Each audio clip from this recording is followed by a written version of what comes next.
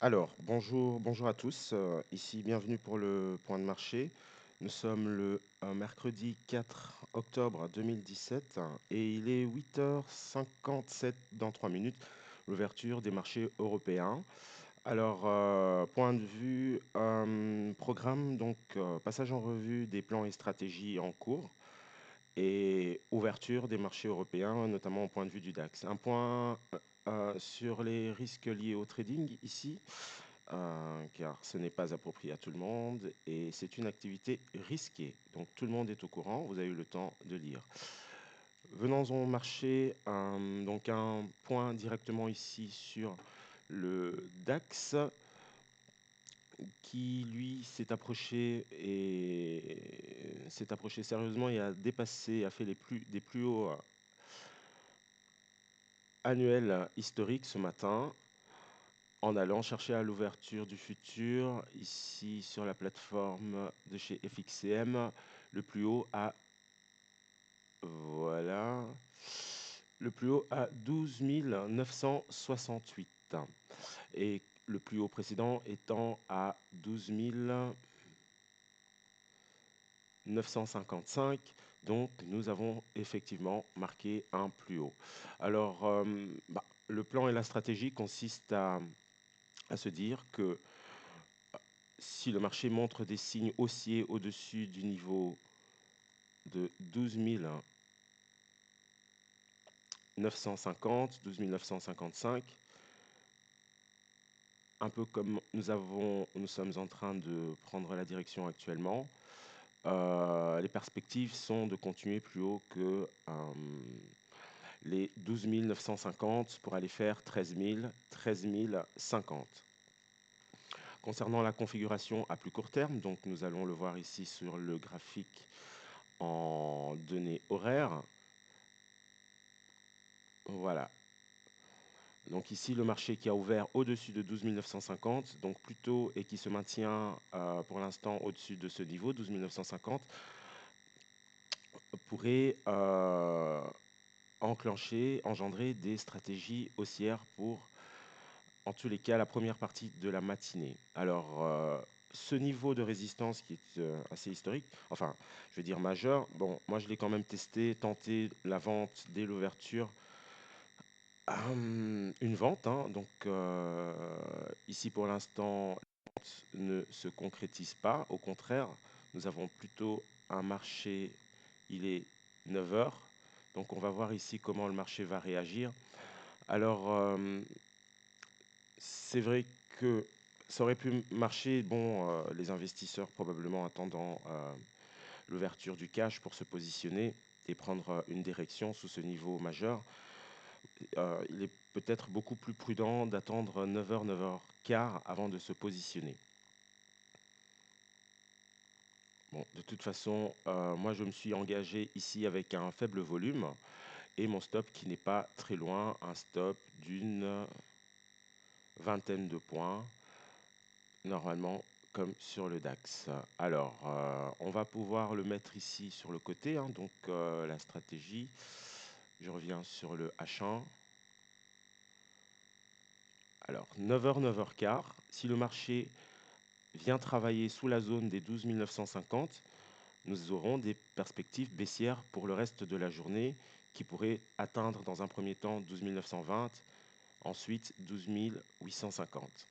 Au-dessus de 12 950, ce sont plutôt des perspectives haussières pour la matinée à 13 000 et ensuite à 13 050. D'accord, c'est pas mal en effet. Ok, j'ai un message de l'autre côté très important que je vais devoir regarder. Donc voilà pour le DAX, j'ai placé les alarmes sonores, donc je vais pouvoir m'occuper d'autres choses. En attendant, je laisse le 5 minutes sur le côté. Autre stratégie concernant le GBP JPY, après la cassure de son niveau majeur de moyen long terme, qu'on peut illustrer ici, voilà, je viens sur un graphique en données hebdomadaires. Voilà, donc sortie de cette consolidation, range trading, biseau ascendant, peu importe, nous avons le marché suite à une baisse qui consolide. Quoi qu'il arrive, on observe ce chandelier qui n'est pas anodin en données hebdomadaires qui vient ici casser les plus hauts qui ont été travaillés par le marché depuis 2016, hein, le 10 décembre 2016, fin 2016. Donc pendant un an, le GBP-JPY est resté ici dans cette neutralisation latérale. Et en septembre, la cassure de cette résistance ou alors de cette borne haute qui a été établie début septembre. Le marché qui est venu toucher une résistance d'une importance moyenne, voire majeure, ici qui a été marqué la dernière fois, testé en 2016, début 2016, et nous pouvons certainement s'attendre à un repli correctif. Ok. Donc l'idée ici, ce serait d'accompagner ce repli correctif qui viendrait en fait s'appuyer sur les 147,70 qui est notre résistance cassée qui est devenue par polarité, inversion de polarité, un support majeur. Donc légitimement, la paire de devises devrait venir corriger ici, faire une vague 2. Alors un premier arrêt, une première tentative pour acheter en swing 147,70. Ensuite 146,17. Et donc voilà, ici on voit la stratégie que j'ai illustrée. De ce fait, hier, un signal baissier s'est manifesté sur cet actif et j'ai pu prendre position et notifier avant la prise de position la stratégie qui consistait à vendre hop là, pardon, euro USD. Après avoir vendu ici, je vais mettre en évidence la position. Et tout d'abord, je vais aller arrêter cette alarme parce que les oreilles, ça explose. CAC, le DAX qui est venu faire 12 944, ça travaille plutôt vers le bas, mais rien n'est fait. L'euro-dollar qui corrige, on va en parler juste après. GBP-JPY, donc, signal donné hier pour une vente swing intraday et potentiellement swing que j'ai transformé en swing. Car j'ai pu déjà prendre des bénéfices sous ce niveau à 149, je pense, hier. Hein, c'était plus ou moins une trentaine, quarantaine de points. Donc voilà, ici le plan GBP-JPY. L'objectif aujourd'hui, c'est de casser ce niveau de support et aller chercher 148 potentiellement. Et ici, une zone d'achat pour un swing comme je viens de l'illustrer juste avant. Alors on va faire quand même les choses précisément. Cette zone, parce que ça peut aller assez vite avec cette paire de devises. Voilà, sur le H4, ce que ça donne, le plan et la stratégie qui a été envoyé lundi, voire dimanche soir, si je ne m'abuse, sur Basic Trade. Donc voilà, l'idée ici, c'est de faire une vague 3, rebondir potentiellement sur ce niveau, donc à 148 que je viens de marquer. Donc ça, c'est le plan et la stratégie pour GBP-JPY. Ensuite, concernant l'euro USD. L'euro USD, donc sous le couvert d'une épaule tête-épaule, figure de retournement qui pourrait donner plus d'ampleur. Et nous n'avons pas encore fait les objectifs de cette figure de retournement qui se situerait à 1,15, 1,15, 50, 90. Ok. Juste avant une zone support qui est en fait une potentielle, un retour pullback qui pourrait se faire sur ce niveau, car qui fut la borne haute d'un range de long terme. Le voici, le voilà. Et encore une fois, à l'image du GBP JPY et comme un peu près avec tous les actifs, on peut venir avec de fortes probabilités retester le niveau de cassure ici, qui fut la borne haute d'un range, ou alors sur des données mensuelles, un triple creux. Ça va? Donc retour pullback ici, positionnement à l'achat pour remonter swing, qui peut être une bonne stratégie. Mais en attendant, en intraday, voire en swing, on peut accompagner la baisse de l'euro-dollar. Maintenant, pourquoi j'ai acheté l'euro-dollar sous le niveau des 1,17 dans cette zone-là? Car c'est voilà, la résistance, enfin le support, ici qui est plutôt une zone assez large. Et nous avons fait la partie haute du support. Donc c'est une première tentative qui ne peut plus être perdante car j'ai déjà soldé la moitié de ma position à plus 40 points, plus ou moins. Donc ça c'est la partie intraday. Et maintenant concernant la partie swing, le stop est à 0 ou légèrement en gain, peu importe, pas d'importance. Voilà, hein, une petite position, on ne risque rien.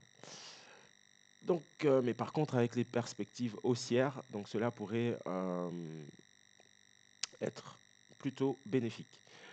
Donc l'idée ici, comme on le voit en H4, c'est qu'on est en train de potentiellement créer un double creux avec une divergence au niveau du RSI. Et après avoir pris donc cette position à 1,17, l'idée c'est de venir chercher au moins ce niveau en swing, 1,1820. Et observez ici si nous avons la cassure et la reprise de la tendance de fond haussière. Donc voilà pour GBP, JPY, c'est fait, euro-dollar, c'est fait. Le CAC 40, ben, j'ai sorti un petit graphique ici pour l'analyse. Ça, c'était hier lorsque le DAX était fermé. Donc aussi, c'est toujours intéressant. Ça fait longtemps que je n'ai plus travaillé sur le CAC. Voilà, le CAC, comme le DAX, viennent de toucher ici des niveaux majeurs, des plus hauts historiques. Si je ne m'abuse, petite vérification. Non, FRA 40, non, absolument pas du tout. Ça n'a rien à voir avec le DAX. Mais nous sommes quand même sur des plus hauts annuels. Si je ne m'abuse, oui, nous sommes sur des plus hauts annuels pour le CAC. Donc, non, niet. Ah, il est où? Il est où? Il est ici. Alors, donc voilà, ici, on voit ici cette zone verte qui est le gap d'hier, qui était marqué par le CAC 40 hier. Et nous avons probablement une divergence au niveau du RSI ici en sommet. Hop, hop, non. RSI. Voilà. Donc probablement, en tout cas le RSI, lui, qui est complètement plat sur sa zone de surachat et les prix qui ne cessent de monter. Donc ça diverge de toute façon. La cassure ici en données horaires du CAC 40 sous 5358 avec une confirmation au niveau du RSI sous le niveau des 50 pourrait amener le marché dans un premier temps 5340 et dans un second temps, voire plus, 5320 et plus si infinité. Alors, voilà. Du coup, ici, je pense que concernant la stratégie sur le yen japonais, l'idée, ce serait que de préserver un maximum son capital, mais surtout de l'accroître, et j'essaye de voir si je peux pas optimiser mon stop. En tous les cas, je vais mettre une alarme pour le GBP JPY sur ce niveau. 9h10, je vais encore attendre 5 minutes pour la vidéo que le marché se calme un peu. Voilà, donc je surveille la zone ici sur le GBP JPY de 149,60. Plus haut, le marché, on pourrait rebondir plus sérieusement. L'idée ici, c'est que nous sommes en train de faire, alors pour les abonnés et même pour les étudiants, ici, s'il y a cassure, il y a quelque chose de très intéressant ici à vous montrer et cela concerne la validation de la tactique cassure que je mets ici en évidence. Et je vais le noter pour pouvoir l'expliquer, en parler avec les étudiants de la formation Basic Trade. Ok, donc voilà, ça c'est fait. GBP JPY, ok. Euro-dollar, ok. Le DAX. Bah, le DAX, on voit qu'à 9h, on tient ici, on clôture, les clôtures se font au-dessus de 12 956. C'est pas très bon pour la baisse. La première ligne de tendance et le premier support vient de tenir sur le DAX. Donc potentiellement, ici, les stratégies de vente ne prennent pas la bonne direction. Je prépare donc mon tickers pour éventuellement me positionner long si j'ai un signal de confirmation de hausse. Car en effet, Nous sommes au-dessus de la résistance. GBP-JPY qui continue sa baisse. Donc ici, l'idée c'est quoi? Est-ce que c'est la livre qui se déprécie ou alors le yen japonais, donc, qui est un actif refuge, qui est en train de s'apprécier? Très importante information à voir. Donc de ce fait, je vais voir l'USD-JPY. L'USD-JPY qui lui a plutôt... Voilà, sur un graphique en H4, je vais essayer d'y voir un peu plus clair. A plutôt une configuration, on va passer en H1 de rebond technique USD-JPY.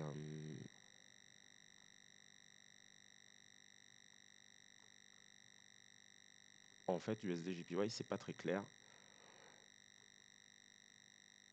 De toute façon, j'ai pas encore fait la mise à jour de cet actif-là. Le DAX qui continue sa hausse, je vais certainement me faire sortir. 9h13, je vais attendre 9h15 pour intervenir. Actuellement, nous approchons des plus hauts historiques. Un moment toujours assez, je pense, palpitant, qu'on soit en position ou pas.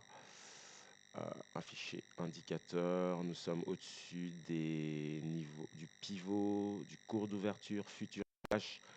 Alors, je me prépare potentiellement à rentrer en position d'ici quelques minutes. Je viens de me faire sortir et je prépare mon ticket d'ordre. Je reste donc vigilant. Je prépare mon ticket d'ordre pour un achat au marché avec un stop d'une vingtaine de points. On va voir, il faut attendre. Ce serait dommage de m'être fait sortir juste ici sur quelques points, mais bon, c'est pas grave. Cela fait partie plan et stratégie, évidemment. 9h14, soyons patients.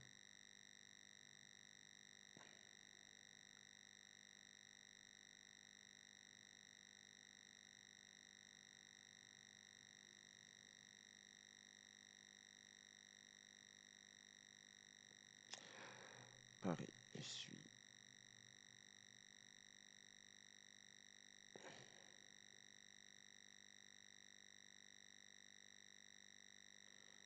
Alors, on va voir. Alors maintenant, ici, l'idée pour vendre, vu que ma première tentative de vente n'a pas fonctionné, ce serait d'avoir des confirmations de cassure au moins des premiers niveaux de support.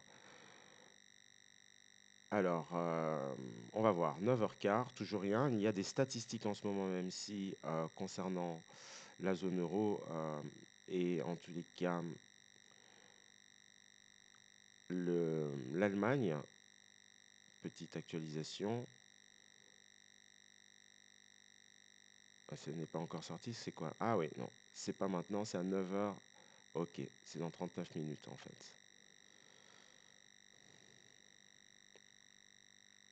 Alors, ok, je vis à Bruxelles. Enfin, du côté de Liège, mais on va localiser à Bruxelles.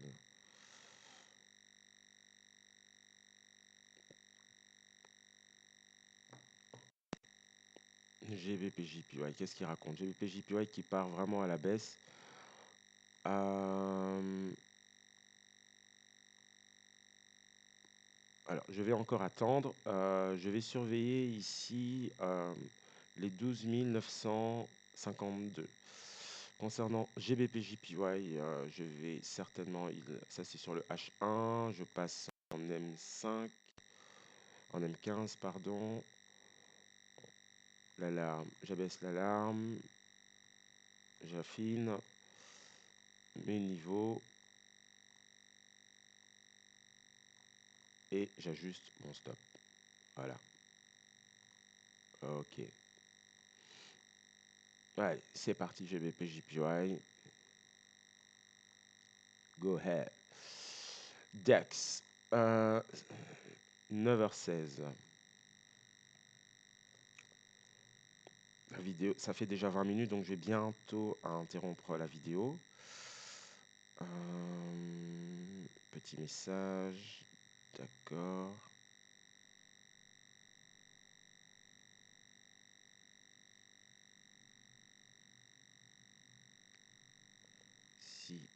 Je vais dicter en fait parce que ça va plus vite. Si tu as un ordinateur et un micro, nous pouvons communiquer par ce biais-là.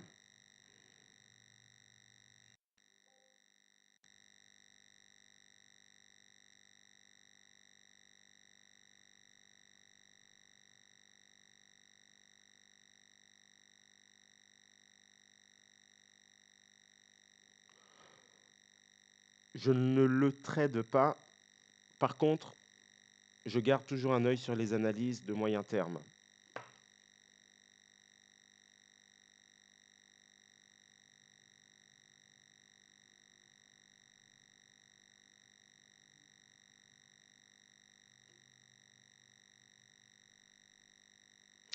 Ok, bon.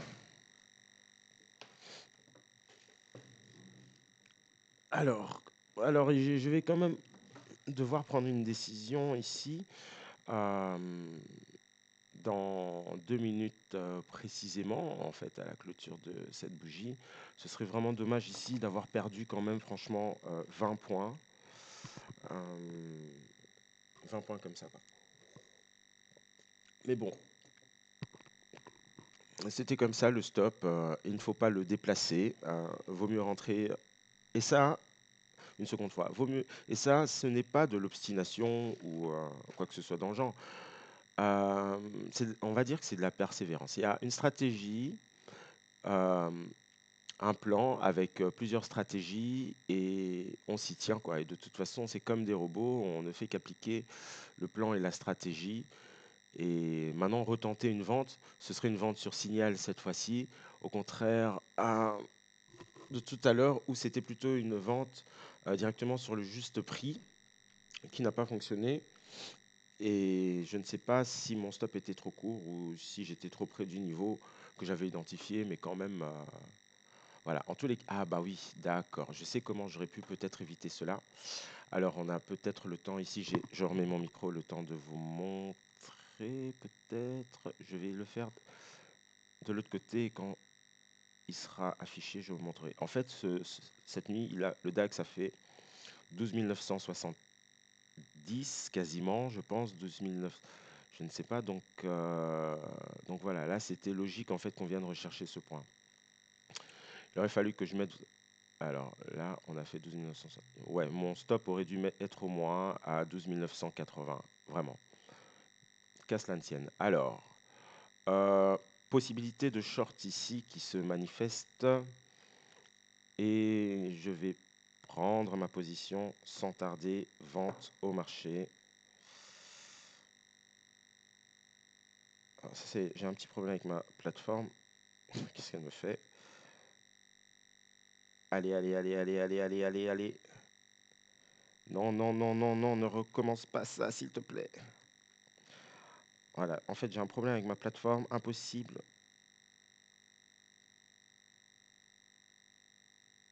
D'accord, ok, ça c'est fait.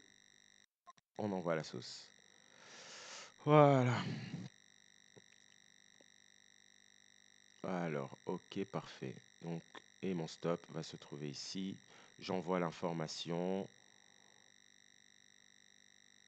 Vente 953. Hop, ça c'est fait. Donc je vais arrêter la vidéo ici et faire le suivi de la position au fur et à mesure euh, que la séance va se dérouler. Voilà, hop, ça c'est hop, hop, hop, hop, hop, hop, hop, hop, hop, hop, hop, hop, hop, hop. Voilà, voilà, voilà, voilà. Tac, tac, tac. Allez, allez, allez, mon loulou. Mais pourquoi ce navigateur rame comme cela? Plus vite, plus vite, plus vite. Toujours plus vite, toujours plus vite. Bon, voilà. Moi, j'envoie ici la notification aux membres du groupe Basisred et signal short 12 953. C'est en train d'être envoyé.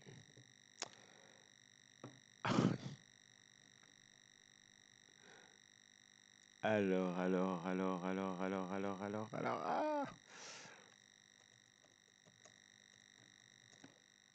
953.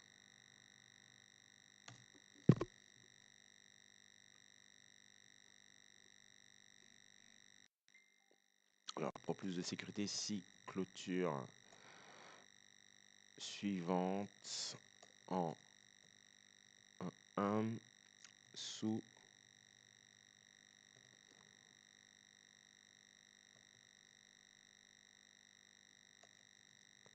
stop 25 30 points.